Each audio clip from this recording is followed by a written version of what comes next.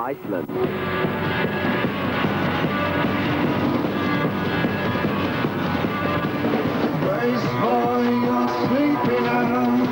Iceland is totally cool. It's a fantastic place. Iceland kicks butt. Oh man, it's like a secret. The scenery is fantastic. The clubs, the cafes, the people.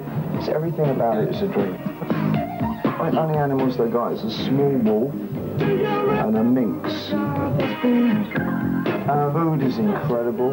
I'd like to introduce you to the Iceland tourist board. Yeah, absolutely. Meet Father Christmas. I made up this. And I'm one of the David Bowie says, come to Iceland, it's quite good.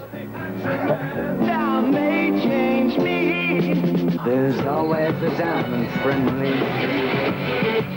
This thing with touring, it seems to be constantly evolving, because from what I heard of the Outsides album and what I heard about the tour, is there's been a lot of changes going on. I mean, you're playing a lot, or at least you're intermingling a lot more of you know, the older I'm picking some strange pieces as well. I mean, we're doing it's a song I wrote with Iggy Pop in the 70s, Lust for Life. Things like Aladdin Sane, and from Tim Machine we're doing Baby Universal. So what I'm trying to do is put into the show the kinds of songs that actually fit comfortably with the kind of material that we're doing from outside. So it also means a lot of the stuff that I did with Brian Eno in the late 70s. So I've got a lot of those in the show as well. David Bowie, this is my band, and thank you for coming. This tour's been going on off and on since August last year, so, you know, we've sort of been really touring hard. And the thing that's been happening an awful lot is that the audience has been just not my audience. I mean, it's just, I've just gotten a really different audience. In what way? In age? Yeah, it's incredible. What is your method? There must be a method of getting new, younger generations. I don't know. I mean, it's the first time I've done this. I think all artists of my age are kind of working out who they are, what they want to play, and what they want to do in the future. I mean, there's a bunch of us that have hit our 50s, and I think it's, for us, it's quite as sort of, you know, exciting as it is for anybody starting out in rock. But for us, it's a whole different thing. Driven by the night till you come. So would you dare to say that your music's come full circle in the way that these things can mix so well together? In as much as that, I'm really happy with what I'm doing now. Yeah. Excellent. But does that mean you've ever been unhappy with what yeah, you have done? frequently. Such frequently. I think, well, the worst period for me was getting out of Let's Dance. Put on your red shoes and dance the blues.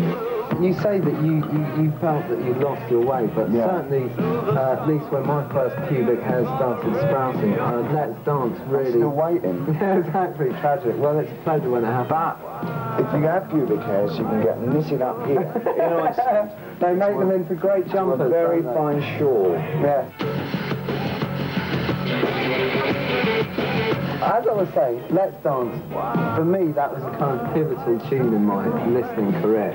And yeah, it was nice. I liked it as a tune. I enjoyed working so much with Stevie Ray Vaughan on that album and with Nile Rodgers, but it just did something that I found that I was playing all hits. And I hadn't really done that before, but my shows were becoming like jukeboxes, and it was just like singles. Right, and you weren't enjoying it. I wasn't enjoying that, because that's not what I'd done before, and I was letting the kind of the pressure of working to huge audiences, which they were for that period, dictate what I was going to do, and it was like, you know, the cart before the horse. It was wrong. Everything was the wrong way round. Right, you were working for someone.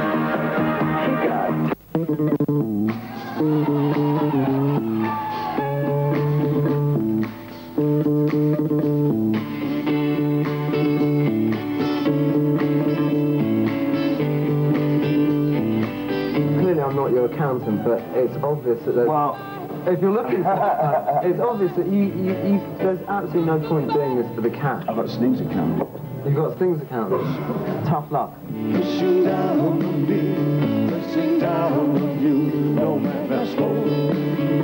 Under pressure, I only work and play the music that excites me and what I get off on at any given time. So if I get bored, I'd rather not tour or not make albums, really. And as I've gotten older, that's really that's my focus for why I work, because I feel like I haven't got the time to out and just do stuff that I'm not really interested in.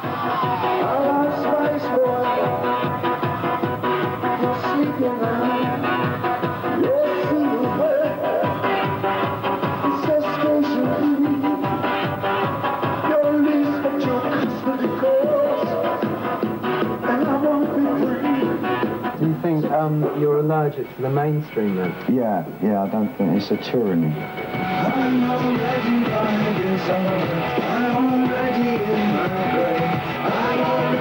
My intention always from the beginning was that I was going to be really stubborn and just go my own way, and if anybody was going to follow me, that was cool, and if they didn't, well, that was, hard luck. But I thought what I was doing was really interesting, and I thought, well, someone somewhere is going to like what I'm doing, and I've gotten back into that. Oh no, not me. I never lost control.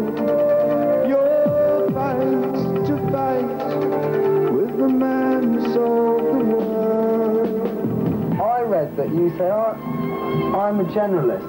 I take all forms of art. I said that in 1978, if I remember rightly. Stick by it.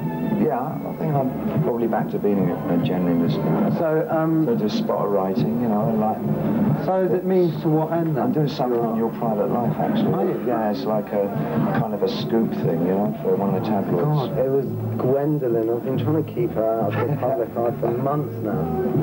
Tragic. Crispin and Gwendolyn.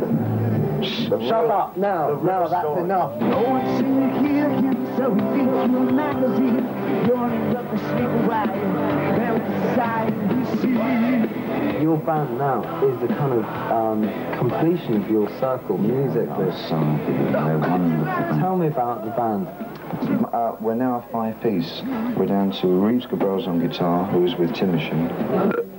Gail Andorsi, who's been with me for this last year. Under pressure. Zachary Alford is a young drummer from New York. Vicious. Mike Garson on piano, who used to be with me at the end of the Spiders. He joined us on piano. And the last time we worked together was 1974.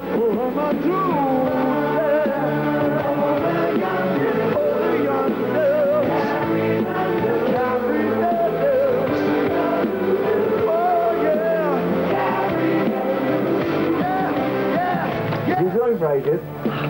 Do you still get a kick out of where's the kick? Where does it Like this I get it when I'm doing the stuff that I'm really excited by, when I've got a band that also part of what I've written and recorded with me, and we know it's the best that we can give.